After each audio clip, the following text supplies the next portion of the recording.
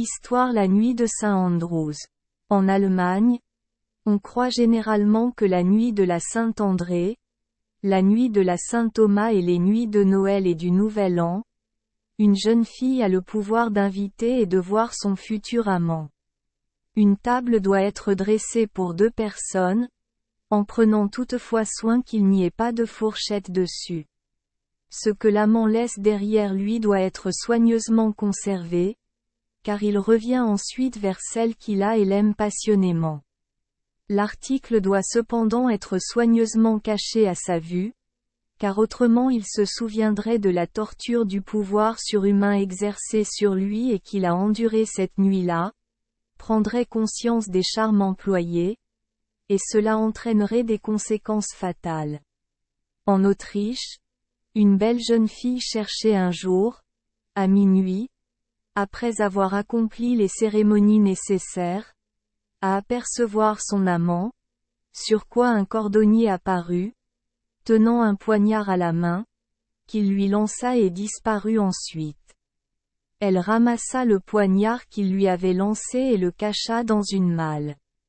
Peu de temps après, le cordonnier lui rendit visite, la courtisa et l'épousa.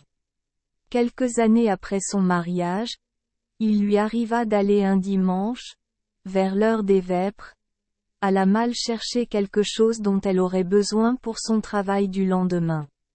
Alors qu'elle ouvrait le coffre, son mari vint vers elle et insista pour y jeter un coup d'œil. Elle l'a tenu à distance, jusqu'à ce qu'enfin il la repousse et y voit son poignard perdu depuis longtemps. Il s'en saisit immédiatement et lui demanda comment elle l'avait obtenu, car il l'avait perdu à un moment bien particulier.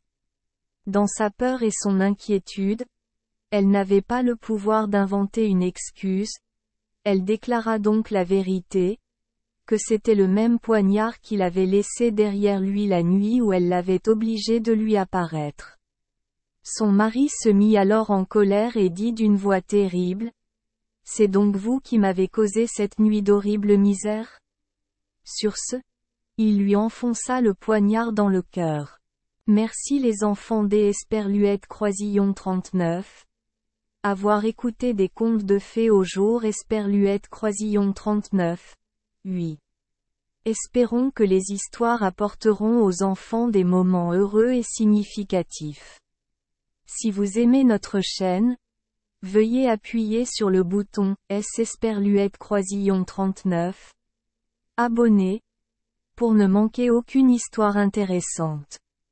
Je vous souhaite une bonne nuit de sommeil et de beaux rêves. Rendez-vous dans la prochaine histoire.